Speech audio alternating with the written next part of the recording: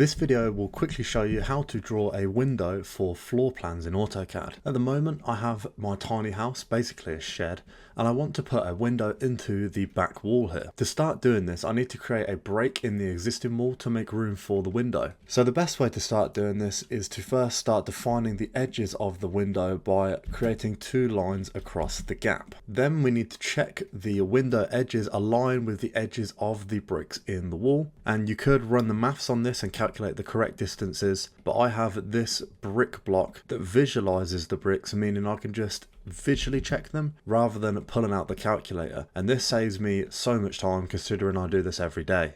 So for those of you who don't want to do the maths, check the link in the description and fill out the form so I can send you my block file download including all of the brick guides and all the other architectural blocks, guaranteed to help out in your future drawings. So as you can see, my window opening needs to fit in nicely between the bricks. So I'm just going to move the edges of my window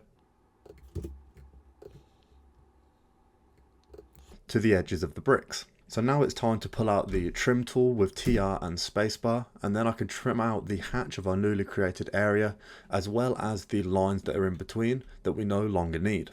At this point in time we now need to create the window to fill the gap, and this is made up of two elements. That is the glazing and the window sill. So the glazing would be this portion of the block, and then the sill is the polygon or polyline that will run between the walls and then just stick out slightly. The glass itself is an assortment of rectangles coming in at 100mm thick, 30mm back from the edge of the wall, and the sill is a basic loop around the space the window occupies. As always, the block file has blocks you can use to quickly add the windows into the drawings rather than recreating a window every time. As you see, this is a dynamic block and I can change it to whatever size that I want. Nonetheless, we can create the window from scratch by selecting our window layer and then drawing a 50mm by 100mm rectangle. And you can cycle between the input fields by pressing on the tab button. Then what I'm going to do is I'm going to move the corner of our newly created rectangle to the edge of our window space, and then using the move tool to bring it back by a further 30mm. Then I'll use the copy tool to copy the rectangle all the way to the opposite side of the window opening, and if you find that yours doesn't move straight and isn't remaining aligned, then you might want to press F8 to toggle the ortho mode, and this just keeps it so it's completely aligned no matter where your cursor is. And yep, just like that, we're going to put it on the other side of the window. Then quite simply, we're going to create a rectangle between these two and then add a line down the middle of this, and that will complete step one of making the window. Now it's time to finish it up with the sill underneath, and this is done by using the polyline tool that we can access with P, L and then spacebar. Once the polyline tool is out, start the sketch by hovering over the corner and then bringing your cursor 50mm away. Now you can't just do it 50mm, you have to actually type in 50 where it says specify start point and press enter.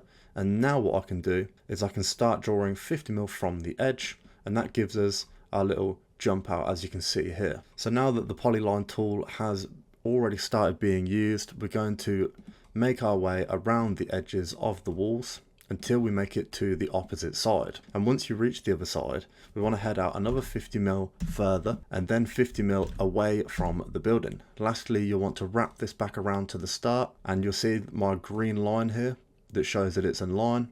I'll click once and then bring it back down, and once that's done I'm pressing escape, and that's our polyline finished. And that covers how to create the window in Plan. From here, what you can do is you can save this as a block by highlighting all of the components of it, pressing Ctrl, Shift and C, and then selecting a base point. Then I'm going to delete all of our highlighted parts and press Ctrl, Shift and V, and then I can simply paste in this block and it is all as one. Or if you want this dynamic block so you can skip this pane every time you need to draw a window, then hit the link in the description to join the email list where I'll send you this free CAD blocks file, exclusive discounts for my up and coming architectural floor plans course, and discounts for one-on-one tutoring. Check it out, it's free, saves you hours, and it's ready to go right now.